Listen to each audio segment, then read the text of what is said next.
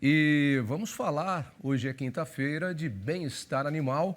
Hoje com o professor Matheus Paranhos, que conversou com a médica veterinária e fiscal agropecuária estadual do Rio Grande do Sul, Raquel Canavô. Falaram sobre bem-estar animal no abate de vacas no terço final da gestação. Vamos ver. Segue daí, professor, com esse tema polêmico e importante do nosso bem-estar animal.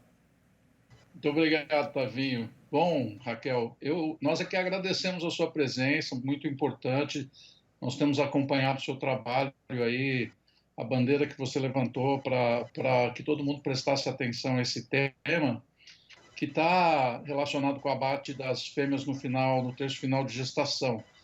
Todos nós sabemos que o Brasil sempre teve alguma legislação que controlava esse tipo de ação, desde 1934, com um decreto presidencial lá do presidente na época da Getúlio Vargas. Só o Tavinho lembra dele, né? E eu também. E depois o próprio RISPOA criava algumas dificuldades para esse abate, cobrando a necessidade de tratamento térmico das carcaças.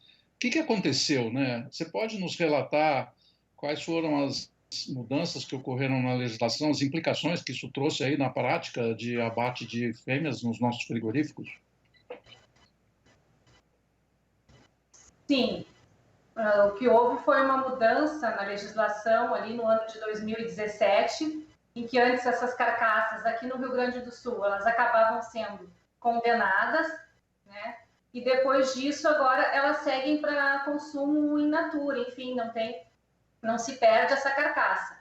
E o que a gente viu aqui no Rio Grande do Sul, que antes, quando havia algum tipo, digamos, de penalidade, que o produtor enviando uma vaca em fase final de gestação, ele perdia essa carcaça, o que houve foi um aumento expressivo no envio de vacas em fase final de gestação para o abate, né? Então, já claro que o que vem ocorrendo não são fatos isolados, não é esporádico, é uma rotina com um grande número aí de vacas sendo abatidas em fase final de gestação.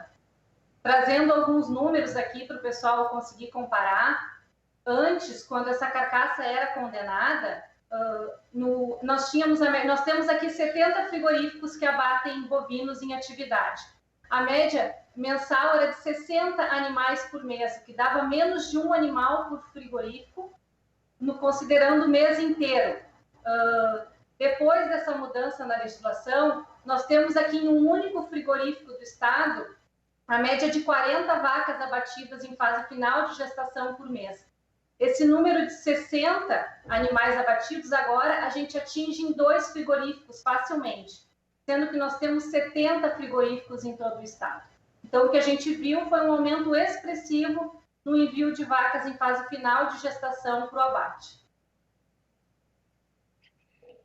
Muito bem. Raquel, que implicações que isso tem em relação ao bem-estar dos animais e, obviamente, também em relação ao bem-estar das pessoas que estão trabalhando nessas plantas frigoríficas ou acompanhando o abate, como é o caso de vocês, né, fiscais agropecuários, tanto estaduais quanto federais e municipais também? Perfeito. Implicações antes, né, de mudar a legislação, ela era mais essa condenação por um problema sanitário. No meu entendimento, desde o início, que acompanho isso desde 2015, isso, independente de haver ou não questões sanitárias, sempre foi um problema claro de bem-estar animal. E eu não falo aqui nem de uma alteração, enfim, um desconforto, um problema leve de bem-estar animal. A gente consegue enquadrar o abate de vacas prenhas e o transporte de vacas em fase final de gestação como um crime de maus tratos mesmo, né? Muito mais grave. Isso tem várias implicações, desde o embarque dessa vaca na propriedade, né? Todo o transporte, às vezes elas percorrem 500, 600 quilômetros, aí várias horas viajando, tem todo aquele peso do útero ali, cerca de, 80 quilos na fase final de gestação. Então, tem a fase do transporte, do desembarque, do embarque, a espera no curral do frigorífico. Nós temos a questão toda do abate em si, em que a mãe está sendo insensibilizada, né? A vaca é insensibilizada, mas ele não é insensibilizado. Isso já infringe outra legislação de bem-estar animal. E isso, digamos, durante ali aquela fase em que a vaca, que ocorre a sangria, que vai se dar a morte da vaca propriamente dita, o feto fica se debatendo dentro do útero e isso causa um transtorno de bem-estar, não só bem-estar animal, mas naqueles colaboradores, também nas pessoas que estão assistindo isso, né? Porque eu falo, a maioria dos colaboradores de frigoríficos são homens e que diante de outras questões de bem-estar animal, assim, às vezes não tão evidentes, não se mostram sensíveis. Mas nesse caso, é praticamente unanimidade, né? Que isso causa um desconforto e que isso deve acabar. Então, ver aquele feto se debatendo no útero, né? Ele demora para morrer, às vezes, quando tira da barriga ali da vaca, ele continua vivo por mais um tempo, com o coração batendo. Então, ele morre agonizando, né? Por asfixia. Então, isso causa aí um desconforto geral aí nos trabalhadores de frigoríficos. E para nós, eu como médica veterinária, como servidora pública, médica veterinária que estudei para preservar, para cuidar do bem-estar dos animais, como servidora pública que devo zelar aí pela fim da maior parte da população que se preocupa com o bem-estar animal e que quer uma qualidade ética do produto que está consumindo. Eu me sinto também de mãos atadas, porque não tenho o que fazer, e isso também me causa uma tristeza, uma sensação ainda maior de culpa, porque não consigo fazer nada diante dessa situação. É bem triste a situação. E você teria alguma recomendação para reduzir ou eliminar esse problema? Olha, eu acredito que deve haver aí uma conscientização por parte, né, dos produtores do frigorífico, né? Qual a necessidade de se enviar uma vaca em fase final de gestação para o abate, enfim, o maior cuidado no manejo, porque é relativamente fácil a gente evitar isso com um diagnóstico de gestação na propriedade antes de enviar essas vacas para o abate, além de, claro, todo o cuidado do manejo, toda a profilaxia, digamos assim, se não quer emprenhar a vaca, né? Toda aquela profilaxia anterior. E, claro, de último caso, aí um diagnóstico de gestação antes de enviar esses animais para o abate.